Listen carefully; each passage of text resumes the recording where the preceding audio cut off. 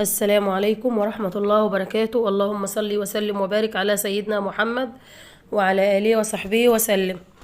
ازيكم عاملين ايه؟ يا رب تكونوا في اتم صحة واحسن حال. كل سنة وانتم طيبين ودايما متجمعين يا رب كده ان شاء الله على خير، وربنا يزيدكم وينقصكم ابدا، احنا وكل اللي سمعنا ويقول امين.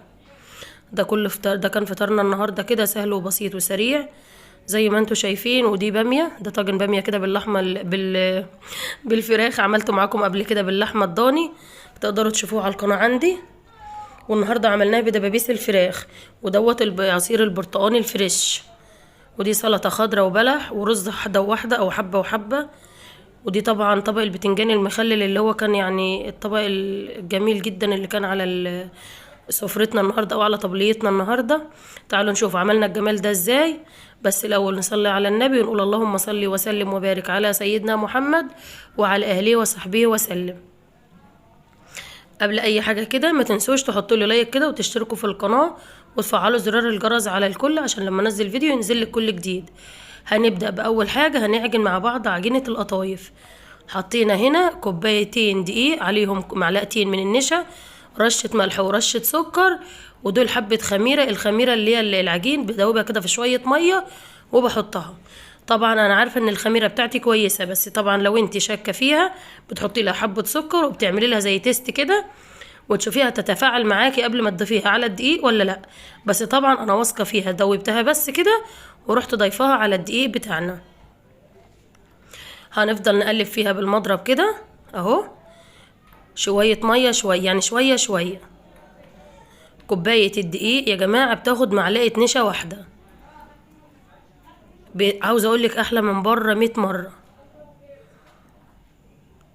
اعجنيها كده الاول لحد لما تنعم معاكي وتروح التكتلات دي اهو، وتبقى الملمس بتاعها ناعم كده وجميله. وبعد كده بقى تديها كميه الميه اللي هي المظبوطه اهي. تقدري تعجنيها بايدك بقى، بمعلقه، بسباتيولا زي ما عندك، بس انا بحب اعجنها بالمضرب، بيساعدني بسرعه كده وبننجز. وعاوزه اقولك ان القطايف دي انا عاملاها بدقيق بلدي، مش عاملاها كمان بدقيق من اللي هو الزيرو. لو بالزيرو كانت هتدي النتيجه اجمل واجمل. بصي اهو، بسم الله ما شاء الله، جميله والله تحفه. ده القوام بتاعها اللي المفروض يكون مظبوط زي ما قلت لك. وبعدين في عدد التخمير ممكن تلاقيها تقلت معاك شويه على حسب نوع الدقيق بتاعك، بتزوديها معلقه ميه، بس معلقه معلقه لما تديكي برضو القوام ده. كده اتعجنت خلاص، هنحطها بقى في الشفشق بتاعنا ده اللي هنصب فيه تخمر برضو، ونركنها كده على جنب. او بصوا بكر فرحان ان احنا عملنا قطايف النهارده. كل سنه وانتم طيبين. بصي دي نتيجة نجاح العجينة، اللي هي الفقاعات اللي طالعة منها دي. لما تلاقيها ما تقوليش ان العجينة مش مظبوطة، لا، دي اول حاجة من نجاح، من شروط نجاحها بتبقى كده. طالع منها فقاعات او بلالين صغيرة لحد ما تختمر. هنحطها بقى كده في الشفشق بتاعنا وهنركنها في مكان دافي، علشان احنا لسه برضو الجو يعتبر بارد معانا، فبرضو مش هيساعد على التخمير بسرعة. دي كده اول حاجة عملناها علشان خاطر هتعوز سوا وهتعوز تخمير، فدي اول بقى حاجة بدأنا فيها اهو. بتلفي بقى الشفشة كده بحتة قماش او بتحطيه في مكان دافي لحد لما تختمر معانا. ونبدأ بقى ان احنا ايه، نحطها. اول حاجة هنجهزها معانا كده فوطة نظيفة، ومعانا هنا صاج يكون القاع بتاع الصاج او الصينيه، لو عندك حتى صينيه الومنيوم هتنفع مش هتقول لا.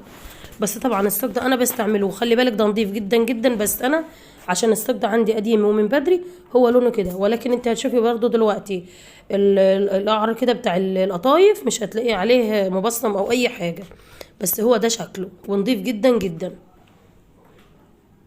بتحطيها كده، بتصبي كده بالشفشق الحجم المناسب. انا عملت 3 احجام، صغير خالص ووسط وكبير. الحجم بقى اللي يعجبك ممكن تعمليه اهو. ممكن واحدة بقى تكون زعلانة كده ومقموصة ولو يبوزها زي اللي هناك دي، فعادي دي بتطلع حتى لو عندي بتاع القطايف نفسه. يعني مش شرط انك مثلا عملت بوز زي كده خلاص مش هعملها تاني في البيت، لا، حلوة جدا جدا. ورمت معايا كوبايتين دي، رموا معايا كمية. يعني انا رحت اشتريها من بره لقيت الكيلو ب30 جنيه. دول كوبايتين دقيق من البيت عادي، يعني عادي ما يجوش ربع كيلو. بصي بتفضل لحد لما تغير لونها بالشكل ده. بصي ما شاء الله اهي، وهطلعها كمان بايديا علشان اوريكي انها حلوه. بصي القاع من تحت اهو، عشان بوريكي برضو ممكن بقى تحمري عن كده، وممكن تخلي لونها فاتح كده زي ما انتي عايزه اهو. اوعي تشيليها زي ما بشيل كده، اوعي تشيليها وهي لسه عجين كده من فوق، لسه لونها ما غيرش. اول ما لونها بيبدأ يغير زي ما انت شايفه، وبتستعملي بقى الصاج على طول كده يا دوب. بصي على طول ما بتاخدش معاكي حاجه اهو. خلي بالك هي واحده مثلا طلعت منك كده في الصاج او كده، هي مش بتترمي. انت وانت بتسويها برضو بتحاولي تظبطي الشكل على بعضه لما تديكي برضو اللي هو النص دايره ده. وبالمناسبه احنا مسحنا الصاج بمسحه كده من الزيت بسيطه، علشان القطايف تخلع معاكي بسرعه كده، اول ما تستوي ما تبقاش لازقه في الصاج. وطول ما هي لازقه في الصاج اعرفي انها لسه ما استوتش اهي. بصي ما شاء الله اللهم بارك، كانت حلوه وخفيفه وزي العسل اهي. بصي السوا بتاعها من تحت جميل ازاي، ما شاء الله اللهم بارك. بس لازم تحطي فوطه كده علشان خاطر واللي تطلع تغطي اهو. بصي سواها بسم الله ما شاء الله زي العسل. تقدري تغمقي وتقدري تفتحي، عايزاها اللون بتاعها يبقى غامق شويه لا سيبيها، عايزه لونها زي ما انا بحبه كده ما فيش مشاكل خالص. هي عامه في الحالتين بتكون استوت، بس انا طلعتها كده عشان حابه تكون طريه، عشان ولادي بيحبوا احنا بنحشيها بحشوتين، مش بنحبها بالمكسرات بس. هتشوفي معانا دلوقتي في الفيديو. بتعملي بقى كلك. بصي ده الحجم الصغير اهو اهو، ما شاء الله اللهم بارك، كانت زي العسل. بتعملي بقى الحجم اللي انت عايزاه كده، وتعالي بقى نشوف هنسويها ازاي او هنحشيها ايه اهو. بصي بقى اللهم بارك الكميه قد ايه، والله انا مش جايبه الصوره كلها. بسم الله ما شاء الله كانت حلوه جدا. ممكن حرف يطلع برضو منك زي ما وريتك كده عادي جدا. وبصي اتاكلت وكانت زي جميله. بس بصراحه الصاج بتاعي العيب فيه يعني، لكن التسويه والعجينه ممتازه جدا جدا جدا. هنعمل لها حشوتين، حشوه بالزبيب وجوز الهند، وحشوه بالبلح. بس احنا اصلا من عشاق القطايف بالبلح، مش بنحب نحط لها يعني مكسرات. ممكن نحط واحدة سوداني كده مع البلح بتبقى حلوة جدا. ولكن احنا برضو عملنا الحشوتين علشان خاطر برضو تشوفي معانا حشيناها ازاي. بتقفليها برضو بصوابعك كده، وممكن بشوكة كده وتضغطي عليها بالشوكة، بتدي شكل وبتعمل وتنجزي معاكي. بس ادي بالنسبة لي كانت منجزة كده على طول على السريع اهي. بتمسكيها تقفلي بقى كويس جدا لحد لما بتتحط في زيت غزير لغايه لما الزيت يسخن. اعملي كام واحده كده. بصي ما شاء الله دي الكبيره عملاقه ما شاء الله الله اكبر، هي الواحده خلاص كده. بس طبعا انا عملت جميع الاحجام زي ما انت شايفه علشان خاطر برضه اوريكي دي بتتعمل ازاي ودي بتتعمل ازاي. حشينا كده المكسرات. تعالي بقى كده نقلي اهو. الزيت بيكون حامي وبيكون غزير يعني كتير اهو. هنحشي بقى بحشوات البلح، بس انا مش كان عندي سوداني فانا حشيتها بالبلح كده وكانت زي العسل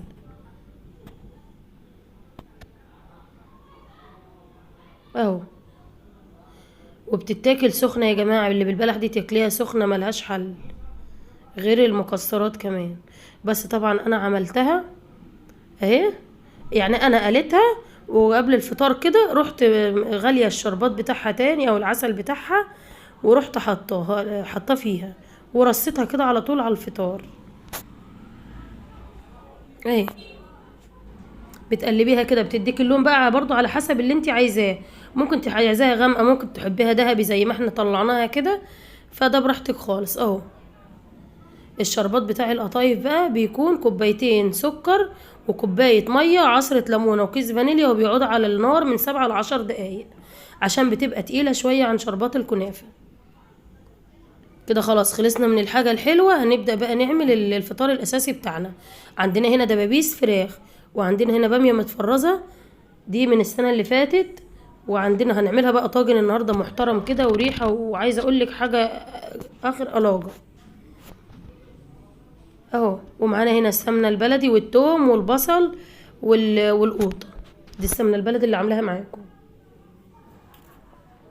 ضفنا كده معلقة على معلقتين من الزيت، وهندي كده صدمة لدبابيس الفراخ عشان ما نحطهاش نية على الخضار وتعمل ريحة زفرة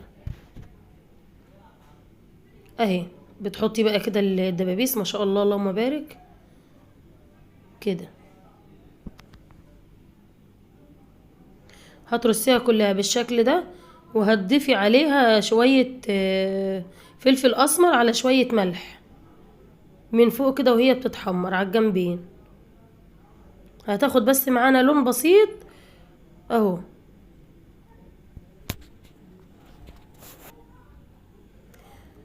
لا اله الا انت سبحانك اني كنت من الظالمين.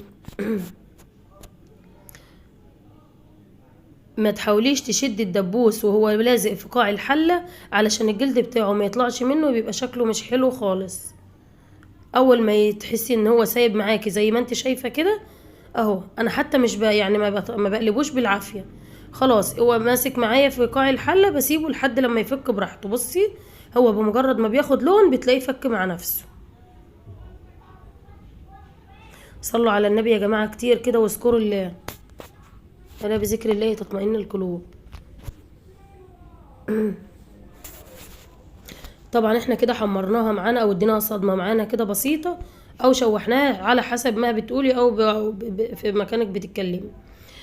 كده حطينا البصل اهو في نفس المكان اللي احنا شوحنا فيه الفراخ دي، كده بصلايه محترمة كده على حسب الكمية اللي احنا عايزاها. وادي الفراخ بعد ما اديناها صدمة اهو. هنحط كمان معلقة توم بس بعد البصلة ما تدبل معاكي، البصلة كده تدبل معانا ونجي ضايفين التوم.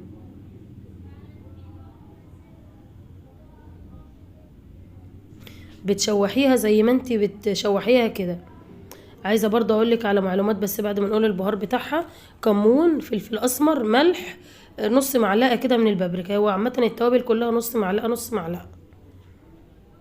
وبتشوحيها كده لحد لما الريحة تطلع، وبتضيفي عليها القوطة بس بعد ما بتتصفى، يعني بتصفي القوطة الاول. صفيناها بقى هنقلبها كويس وهنغطيها ونسيبها لما تتسبك القوطة معانا. ضفنا بقى كده البامية، بس هي مش هتغلي عشان البامية دي متفرزة، ولما بتكون متفرزة فما بتاخدش سوا كتير على النار. وانتوا عارفين البامية من النوع الخضار اللي زي الكوسة بيستوي بسرعة اهي. يا دوب فكت معانا بس كده في الصلصة، وضفناها كده في الطاجن معانا اهي زي ما انت شايفه. هترصي بقى عليها دبابيس الفراخ كده من فوق اهي. في الوقت ده انت بتكوني مولعه الفرن على اعلى درجه حراره عندك عشان بتحطيها من تحت، وبعد كده بترجعي تديلها لون على تحت الشوايه اهي. رشينا بقى كده حبه فلفل اسمر عليها كده من فوق ودخلناها الفرن. عاوزه اقولك كانت زي العسل، وكانت شكلها تحفه مشرفه فعلا بجد. في ظل غلا اللحمه فده احنا مش هنقف على حاجه ما ناكلهاش، هناكل كل حاجه، وان شاء الله باذن الله هنبقى مع بعضينا. كده حطيناها على البلاطه بتاع الفرن اهي. اول بس ما تاخد غلوتين هنيجي مطلعينها من فوق، علشان خاطر الباميه يا جماعه ما بتاخدش وقت في السوا، والدبابيس الفراخ يعتبر مستويه نص سوا. وكمان لما الطاجن بتقعد فيه يعني بيكون في الفرن بيحتفظ بدرجه حراره مده طويله شويه. تعالي بقى نعمل حبه رز كده حبه وحبه زي ما انت شايفه. ضفنا هنا معلقتين زيت اهوت في الحله، وهنحط كمان هنحط يعني ده كيلو رز، هنحط اقل من الربع كيلو اهو. هو الرز ده يا جماعه من الرز اللي هو رقم 1 النضيف جدا جدا، فمش غسلينه. طبعا الرز التاني انا بغسله، بس ده نضيف جدا جدا زي ما انت شايفه كده، ما فيهوش الهواء، ما شاء الله اللهم بارك زي العسل. هنخلي الرزاية تاخد معنا لون ذهبي كده، وهنضيف باقي كمية الرز. المفروض في الوقت دوت في قبل ما تحط الرز اصلا، لو عندك ورقتين من اللورة ممكن تحطيهم، بتدي ريحة جميلة جدا جدا. بتقلبيه بقى كده لحد لما بيتشمع كله بالسمنة او بالزيت زي ما انتي عاملاه، وبعد كده بتضيفي عليه مكعب مرق والملح، وبتضيفي عليه الشوربة. انا للامانة عاملاها بمية، عشان كده انا ضفت ملح، ما كانش عندي شوربة في اليوم ده. بس حاولي المية بتاعتك تكون سخنة علشان خاطر يستوي معاكي على طول. كده خلاص برضو الرز كده خلص معانا، يعتبر كده طاجن البامية والرز خلص معانا. بامية بقى عايزين نعمل جنبها اي صنف مقبلات كده، هنعمل جنبها طبق بتنجان مخلل عجب. دي بتنجان اهوت، بعت ولادي جابوه ربنا يحميهم يا رب. بس كانت البتنجانية يعني مش قد كده بصراحة، كانت واحدة كبيرة وواحدة عوجة يعني، بس اللهم لك الحمد، هو قضى الغرض وكان زي العسل برضه. ولكن كان ناشف شوية، ما كانش اللي زي اللي انا بجيبه. طبعا ان هم اطفال مش هيعرفوا يجيبوا زينا طبعا. معاكي هنا زيت غزير، بنقليه بالطريقة العادية جدا اهو.